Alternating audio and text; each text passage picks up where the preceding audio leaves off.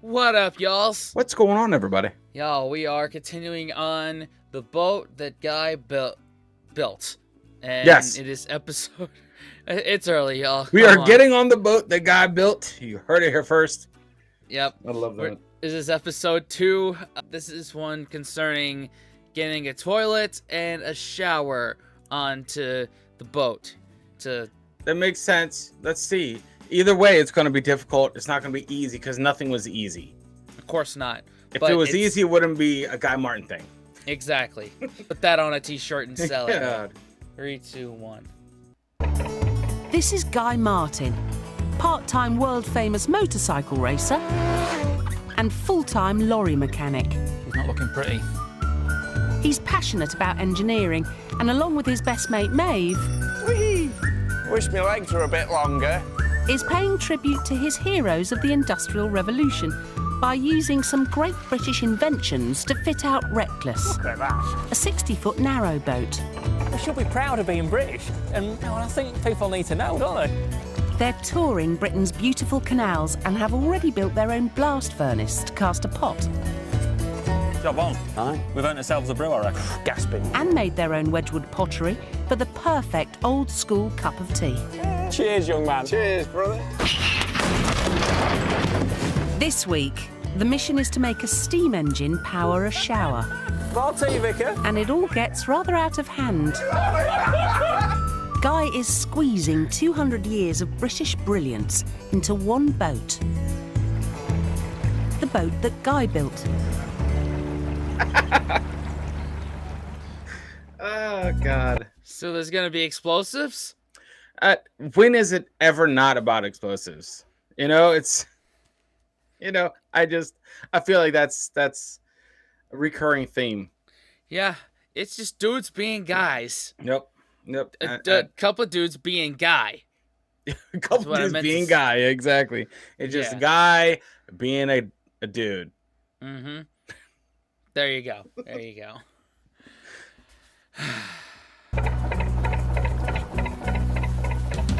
All right, Chief. How's it going? Yeah, she's a bit moist, boss, a bit moist. We're not made of sugar, though. Guy and Maeve are pressing on in torrential rain to a crucial location in the story of the Industrial Revolution. The so-called first manufacturing town in the world, and what was once the banging, clattering, pulsating hub of Britain's canal network. Birmingham.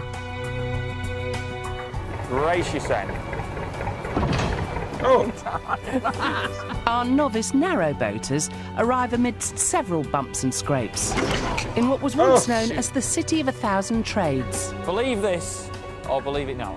In the Industrial Revolution, Birmingham had 174 miles of canals. Yeah, I can believe it. And I'll tell you More than Venice, boy. Yeah. More than Venice. I can believe it. And I reckon we've hit every corner on the way round. You're not wrong. We only hit nice ones as well. Birmingham was the original workshop of the world, so is a fitting place to carry out the next stage of Reckless's transformation. It's time to install a bathroom and construct a shower that is a tribute to a lifestyle phenomenon the Victorians were obsessed with: keeping clean. Perhaps not natural territory for Guy. He's filthy. Don't wash. Jumps in the bath, there'll be an oil slick. That would make sense. The guy is more of a...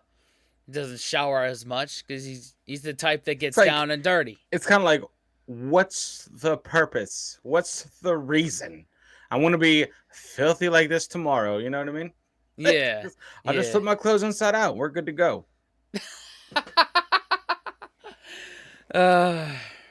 Only men. Yeah. Flip it inside.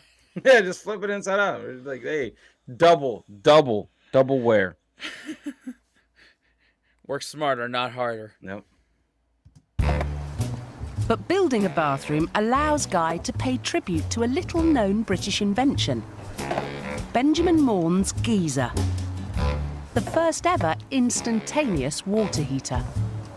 He's only a painter and decorator, but he knew his onions. Don't knock it, Good to Chief. say. Practical man. Oh, definitely a practical man. He came out with this contraption, boy. Go on. The water geyser. Bathing was a great Victorian fashion, But waiting for the naked flames under your cast iron bath to heat the water could take half an hour.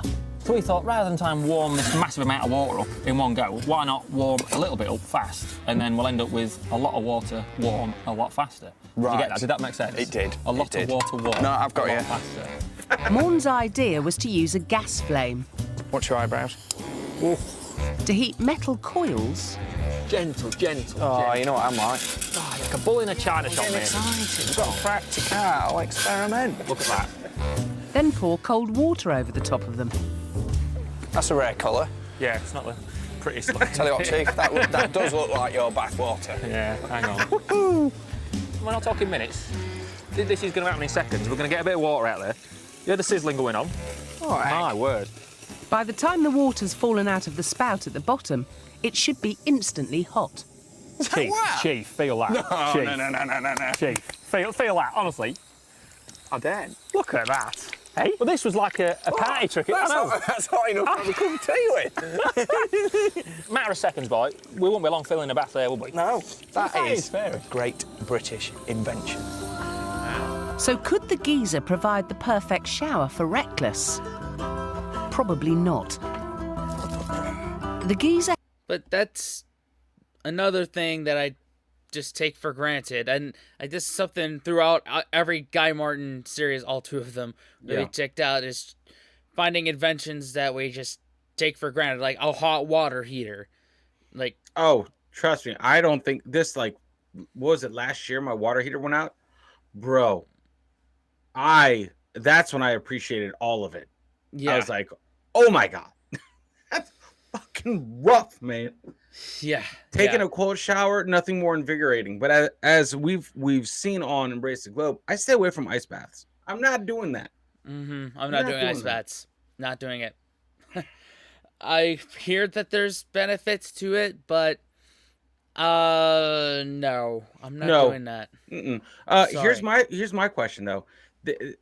How would you control the temperature in that thing, or is that just for heating up water? Like that's more so, let's say, in a kettle sense. That's the first like quick kettle. You could use that Good You know? question. because that's boiling hot water. Yeah, And- you're not trying to You're scald not yourself. trying to scald yourself. So yeah, I'll be interested. I think this is they're touching on something that's very, very interesting. To be Yeah. honest. Hopefully that's the next segment, because they've just said that the geyser is not what they can use in the boat. So let's see. had a fiery problem when it was used in a confined area. And to find out what, Guy and Maeve need a very big field. Ah, Hey up, Chief. I am down. What? Think of this shed as the confines of Reckless's bathroom. I'll do it. Yeah. The geyser used natural gas, but unfortunately there was no exhaust incorporated into its design. In a small bathroom, that meant the gas could build up to dangerous levels, making for a potentially explosive cocktail. To see what would happen if they used this old-fashioned gas-powered heater on their beloved boat, the boys have called in some special effects experts to fill the shed with gas. Hey. Let's have an explosion on. I don't know, you a bit nervous? No, mate. A little bit, Chief. Why? That ain't There's gonna work. a then, nod will off it? That'd have hurt. That'd have upset next door, I think. Oh, dear me. I don't think that's going to go down very well on the canal boat, though. No. We're going to need a safer shower, boss. We are, Chief. We are.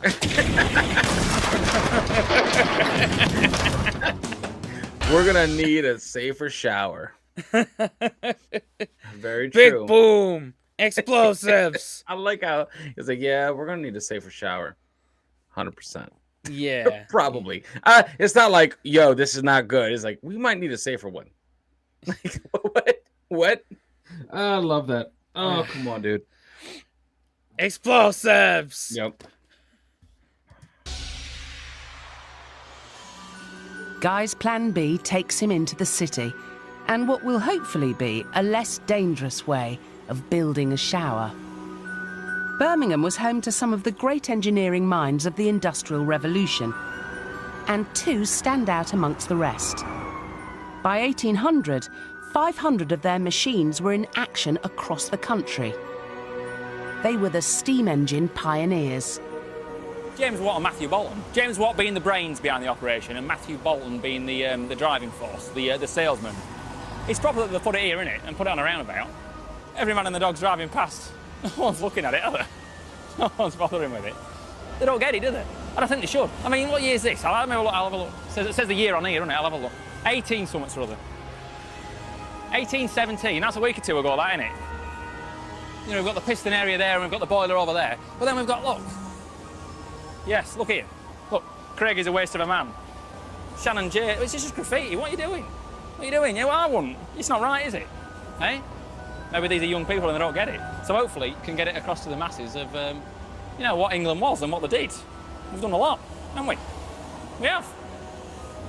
But no one gets it, do they? No one gets it. No one gets it. Watt was a superstar of his time. Said to be a benefactor of the world. People even kept miniature statues of him in their homes. James Watt is the boy, really. You know, and the local college, local to James Watt, gave him this steam engine because it had broken down. He stripped it down and had their engine in bits, this steam engine in bits.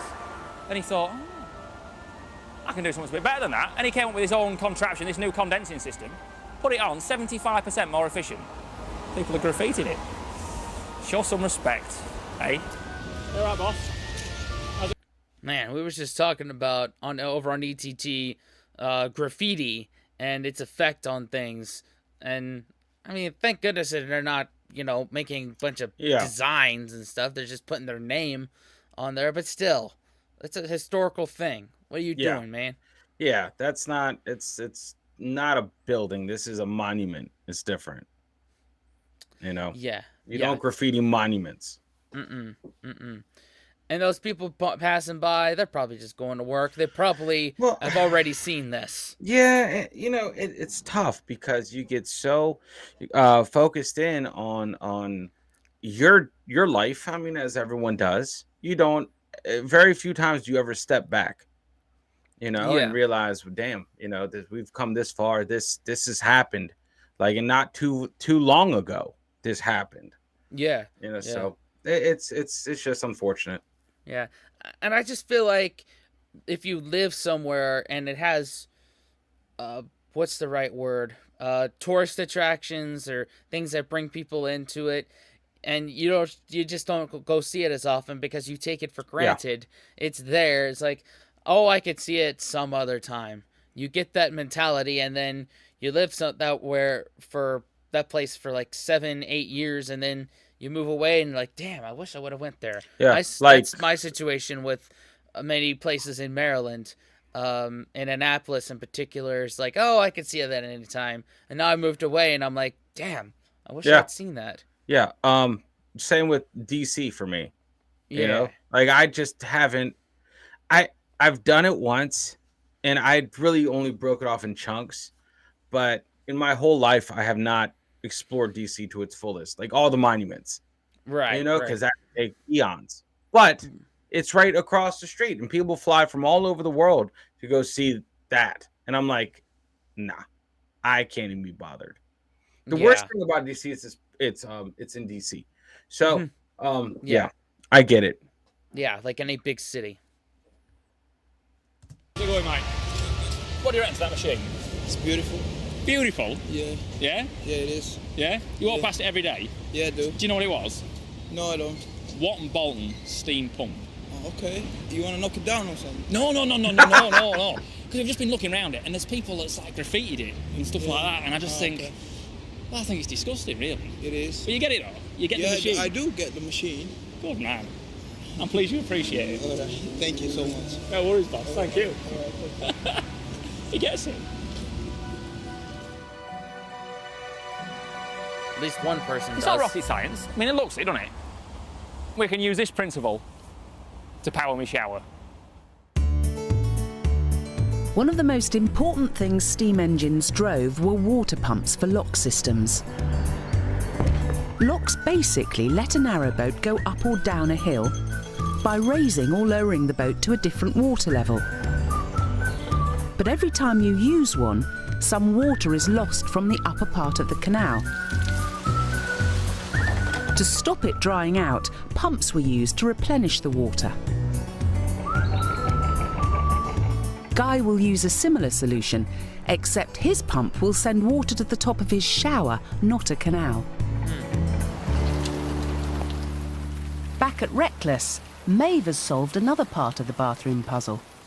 So, I have sussed how to get hot water to the shower, and this is how it works. Brilliant, this. Brilliant. Quite excited. This is called a header tank. Real simple, this. Cold water in, cold water out. That'll be mounted up there. Obviously, gravity fed into the back of that. The water will be heated in a compartment at the back of the stove, which is then connected to a circuit of pipes, so the water can flow through to the shower. Victorian engineers would be proud of its simplicity. Wow. It's just logical thinking, and that's what they were good at. Logical thinking. Go on, Andy. Take that for us. Okay, so the fire. All that So you got to heat the. Okay, no. Okay, that's a no shit Sherlock thing. Like, yeah, heat the water behind the fireplace, essentially, and that heats the water. And then now you have your pump that he's going to build to suck that water in. And as the water gets heated and leaves, more cold water comes in, and you got that cycle. Got it. There you go. Yep. needs to be added to Maeve's network of shower pipes is Guy's idea of a steam-powered pump. So 235 years after Watt and Bolton made steam engines in Birmingham, the boys do the same thing. Whoa, look at that! Hey, check her out, boss. Assuming they can assemble it correctly, this water-functioning miniature steam engine will pump water through their shower. There's an hour or two's work on there, but we'll get to the bottom on it. Steam engines accelerated the Industrial Revolution for a simple reason. She's coming on all right. Because a lot of the wood in the country was being used for shipbuilding, demand for coal as a fuel rocketed. In order to get to more coal, to cope with demand, basically, we're going in deeper, much deeper underground. Yes. So when you do that, you hit like the watercourses. So then we need something that's half decent to pump the water out. Along comes your steam engine. Ah, We're using them now to drain the mines, to get in further. So if that didn't happen, basically, the whole Industrial Revolution would have just come crashing down ground to a halt. Wow. Stopped. I don't think it would have got going. Really? Really? Whack. Hang on, I'm going wrong with this. I'm building this wrong here. I can't multitask, Chief. Weather's used to man the basins. A sudden downpour means the boys have to complete the building inside. But the engine's soon ready to test. Yeah, fill up to the brim, boss. Don't be shy. The model burns gas rather than coal Oh, more tea, Vicar. That'll do you. That'll do you. to heat water in the boiler. Tell us what. Yeah, that'll do you. Well, there. As long as she's half full, she's got enough in it. Right. We'll have a lit then, shall we, Chief? Go on, drive. Whew. More tea, Vicar. Once enough steam pressure is built up, Oh, it's climbing. simply open the valve to let the steam drive the pistons. Look at that. Woohoo! Look at that. Now she's revving on. Look at that. Hey. More tea, Vicar. More tea, Vicar. Check her out. I am actually genuinely impressed, Chief. What, with me or with Mr. Watt? Mr. Watt, really? Yeah. If the steam engine can now spin a small pump, then the boys should be able to send water to the shower. Yeah, that'll do, won't it? Chief, there's our water pump. Brilliant, eh? Oh, yeah. Peachy. One step further to the power shower. Wow. Add that to the list of things we take for granted. That's crazy. So it runs on gas, like actual like vapor, not gasoline, obviously, but like what? Okay. Maybe you know what? I think that'll be answered later on. So Yeah. Shower, I think. You can't, of course, have a shower without soap. And early soaps required one main ingredient, animal fat. Right. To get some, Guy visits Bromsgrove and a fifth-generation butcher whose family have been at this since the 19th century, Andrew Partridge. Lift. Got him? Hey, Gone back on the hook. You manage? Right, where are we going? Okay, drop him straight on the And block. just drop it straight on? Yeah. All right. What's your arm? Like that. All right. Oh, yeah. That's fair. I don't weigh that much. He's not it's pretty strong, actually. Stronger than you look. So basically, we're going to cut here, okay? Keep your hand out of the way. Go on. We're going to cut in through here. Yeah. We don't want to go into the meat, because that's the top side there. We don't want to cut into the top side. Right. So basically, I'll start you off, and then you're going to go straight across there now. Just keep pulling away. Keep your hand out of the way. Go on, I'm and excited. don't stab the cameraman, will you? All right? Oh, it's like a Yeah, knife that's through good, it's butter, that. good. Watch All out right. when it shoots out the other end. All right, at that angle. All right, yeah, that's great. Look at that. There you go. Aye. I reckon we'll have a job getting soap out of that. Eh? During the Industrial Revolution, mechanisation in butchery helped increase the variety and quantity of meat on sale massively. Tell them then. Guy couldn't resist seeing if he was cut out to be a member of this proud trade, with a trial customer. Here, I love. Hello.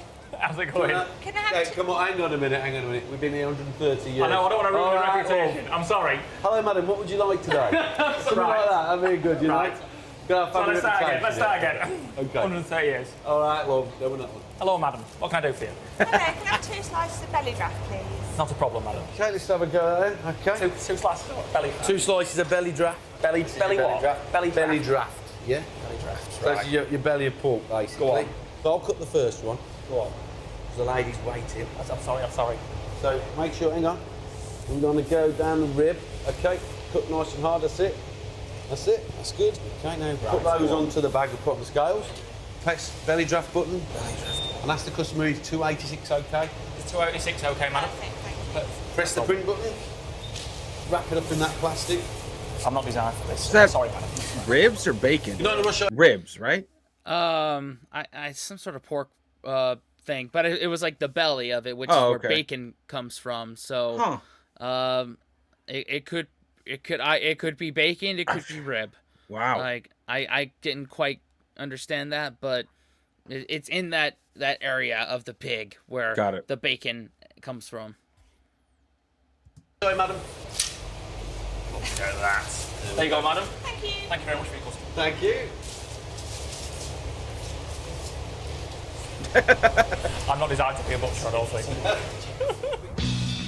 Back at This is a guy that has been on the Isle of Man TT and is building this kind of stuff, and yet he's like, I can't be a butcher. Yeah. Well, his customer service probably isn't his forte. No, He's coming from a long line of mechanics, and where you just don't have to hold your tongue. Like, I love that. I love how like it's just so different. It's a different world. He's like, no, I can't do this. Yeah. Customer service is not his thing. No. Reckless, Maeve Shower Plumbing is coming along nicely, and Sally Pointer has arrived. All right, time to stuff birds off and all. An archaeologist by trade, she's also something of an expert in making soap. Oh, so. That's She's right. going to help Guy turn his animal fat into an essential showering accessory. Well, we're going to be making a soap recipe today from 1865. 1865, Eventually, it's going to be quite a luxurious soap, but we've got to do the nitty-gritty bit stuff first. Oh, I'm not worried about that. Getting Yeah. mucky, that's my So, speciality. You'll be very clean by the end of it. Your hands will be the cleanest they've been all week. First of all, the fat needs to be chopped. Possibly a bit more. Oh, all right. So I'm going to work you hard today. No, there's no worries there. We're not shy of grafting this camp. Then rendered by slowly boiling it. Soap isn't always a pleasant process. And at some points in history, people complained terribly about living near soap works because it smelled so bad. Is that right? Now, if you're popping past in about 6 hours, we've got some soap on the go, boss. All right. If you fancy some. Not saying you're muckier out. The fat is then scooped out, Get a money's worth. Scrape in the barrel. and a precise amount of highly corrosive caustic soda is added. Never expected soap making to be dangerous in the slightest. The chemical reaction that takes place creates soap. It's a delicate chemistry lesson. Get the ratios wrong and the soap will either be too dry or too greasy. Coming on nice. This old recipe uses grated olive oil-based soap to add some much-needed luxury to the basic ingredients. How very Victorian. The Victorian upper and middle classes had some very stuck-up ideas about cleanliness. They got it into their heads that they were the first people to really invent cleanliness and decency.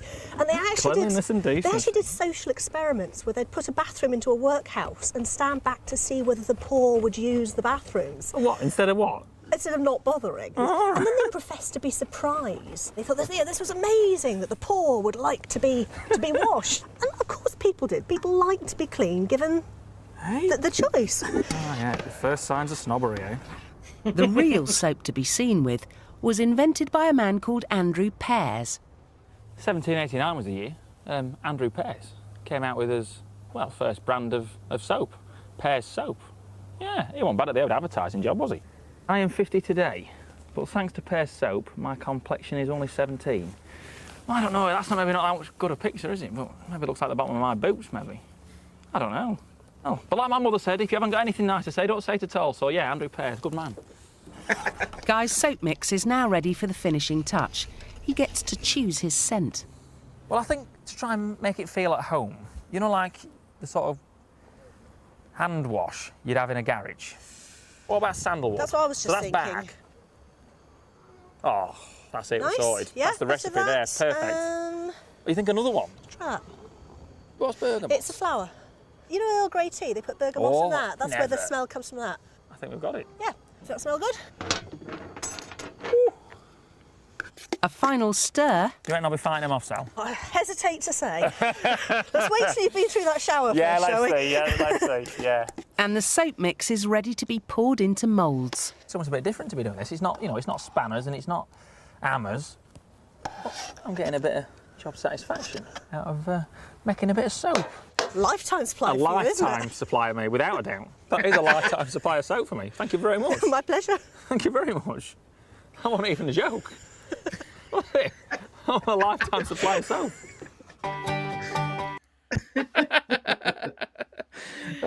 Yeah, I guess so, because like you said earlier, he's just gonna get dirty again. He's just gonna get dirty again. Mm-hmm. I mean, hopefully he can clean it up for like going out onto town. Like, he doesn't seem like the type that goes out too much, and I guess at the time of this recording he is married with children, so I guess he cleaned cleaned up once. Some point. At once least or twice. 1 point. Yeah. Oh well. All that has to be done now is to leave Guy's unusual garage cleaner and Earl Grey soap to set overnight.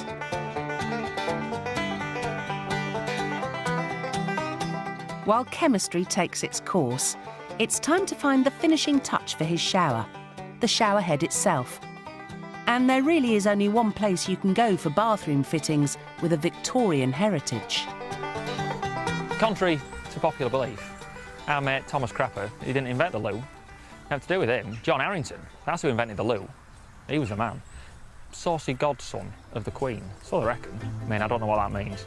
I think maybe he was a bit of a boy. No. Thomas Crapper, he invented a toiletware showroom. And over 100 years ago, it didn't go down too well with the posh women of the day. They'd be jaunting on down the street in their fancy hats and, anyway, they'd be seeing these Thomas Crapper showroom having all this fancy loos and all that in there, and yeah, it didn't go down too well with them. There was nearly fainting, the old girls was. Yeah, it just was not the thing of the day, really, to be going down the road and seeing loos on display. oh, dude. Oh, my God, I love that. I found my new little name right here. New little name, Thunder Flush. That is awesome. I'm sold. Damn. Thunder Flush. Yeah. I love that. Hey, even then, the clickbait. There it is. Thunder Flush. Whatever that is. I want like 3. I guess that's what happens after you put down a full English. Yeah, Thunder Flush. You need one. You need a Thunder Flush. Yeah, maybe 2 Thunder Flushes. Yeah. By the way, the guy that made all this stuff, did he say Thomas Crapper? Yeah. What's his name? Yeah. That's awesome. Yeah. Isn't that where it comes from? The crapper? Yeah. Like, it's not like I gotta take a crap. Like, that's how it comes. That's from the dude's name, dude. Yeah. Mm-hmm. It would have been funnier if his name was Thomas Shitter. That's probably over here. Thomas Shitter is more of a U.S. guy. Crapper. Yeah. That's definitely across the pond. Yeah, they're more proper over there. Yep. Today, the company's owned by loo enthusiast Simon Kirby. What? Oh, get out of here. I'm impressed. What? And this is your office? Yes. Oh, heck. Look, this is incredible. Have you got any armated shanks? Simon knows better than most that Crapper was a prolific inventor. What was very popular at the turn of the century.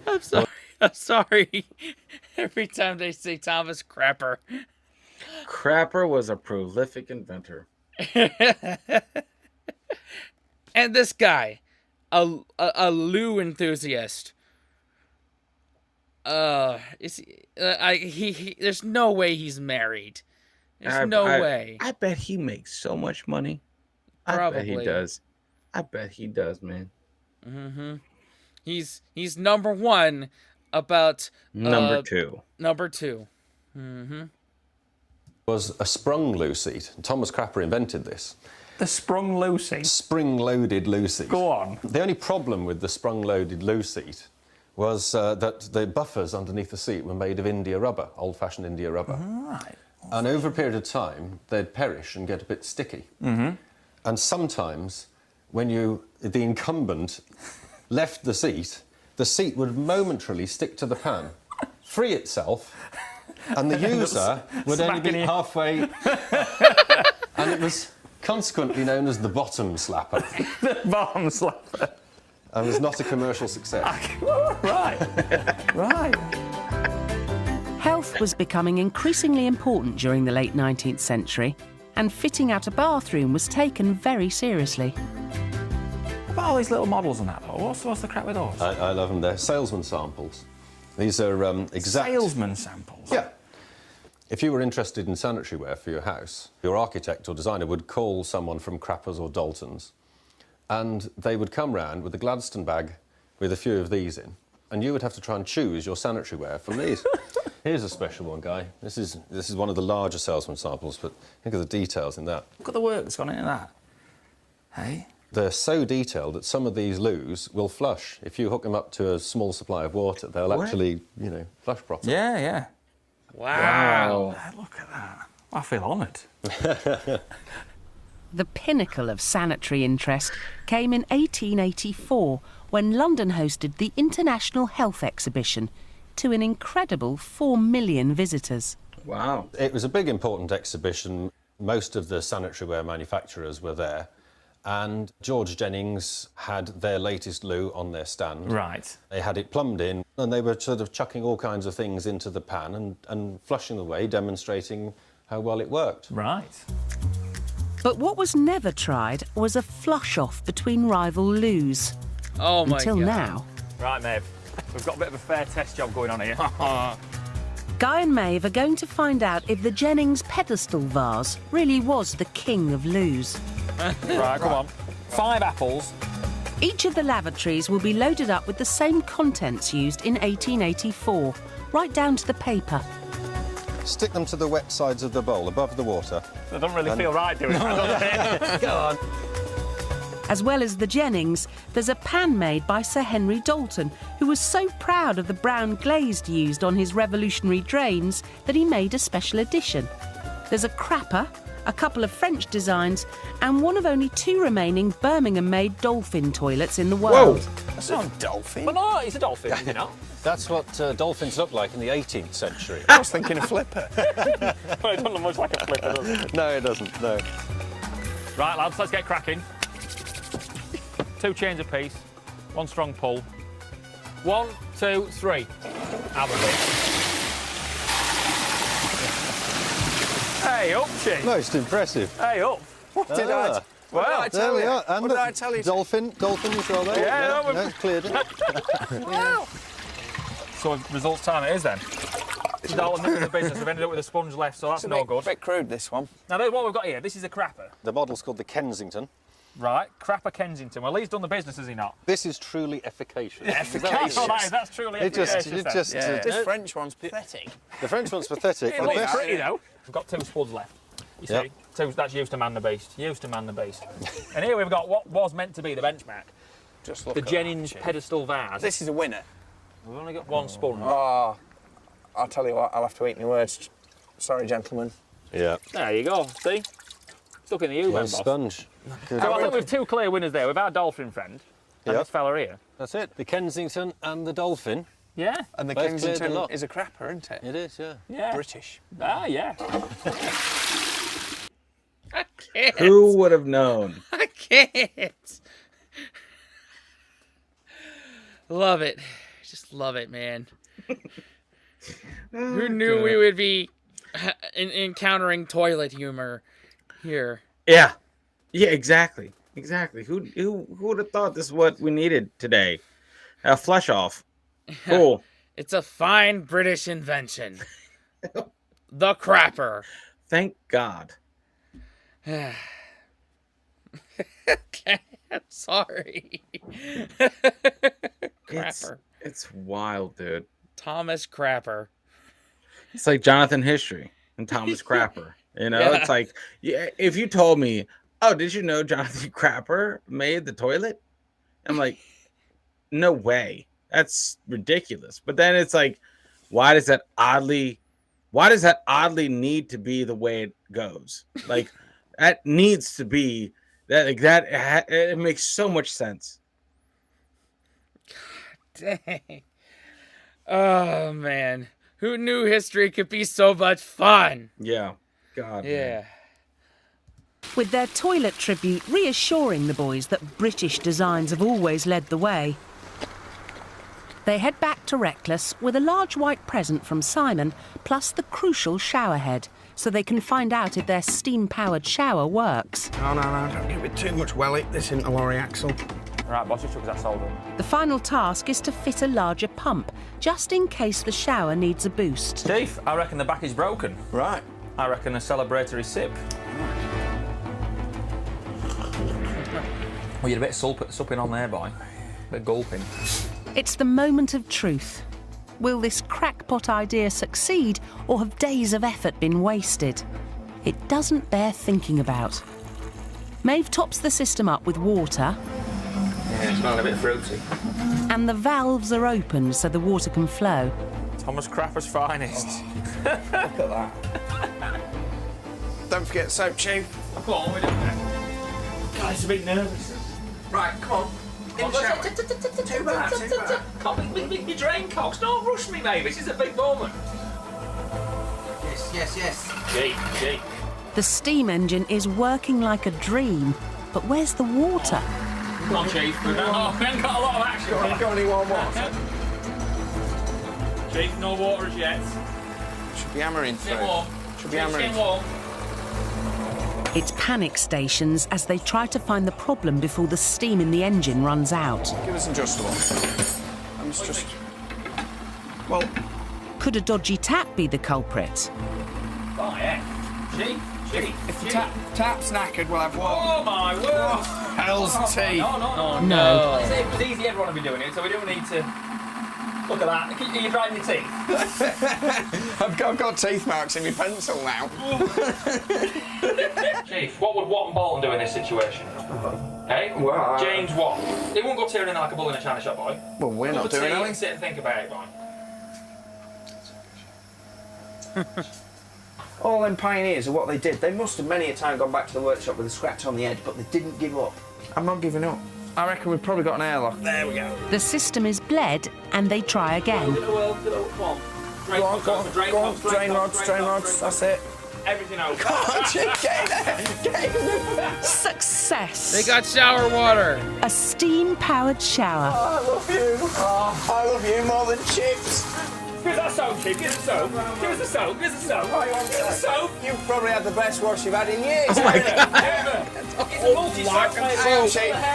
Just get the It's block. just a whole block. You just like remove the wood, and it's like, here's my soap. It's like this big. It's like, Hey, okay, cool, man. Hey, it's his boat. He can do what he wants with It's it. it's his boat, his soap, man. Yeah. He made that soap from scratch with his. Look at that. It's like bigger than a brick, dude. Yeah. I love that the lady that was like, hey, you might want to cut it to like be manageable. He's just like, nah, not for me. This is a lifetime supply of soap. Just, do you have your brick of soap? Yeah. Jeez. Keep an eye on the pressure, boy. You have it. It's stinging in my eyes, man. You're not supposed to put it in your eyes. It's stinging in my eyes. That's proper strong, that soap. Success. He's clean. We're out of water, Chief. We're out of water. Just gonna try your send down.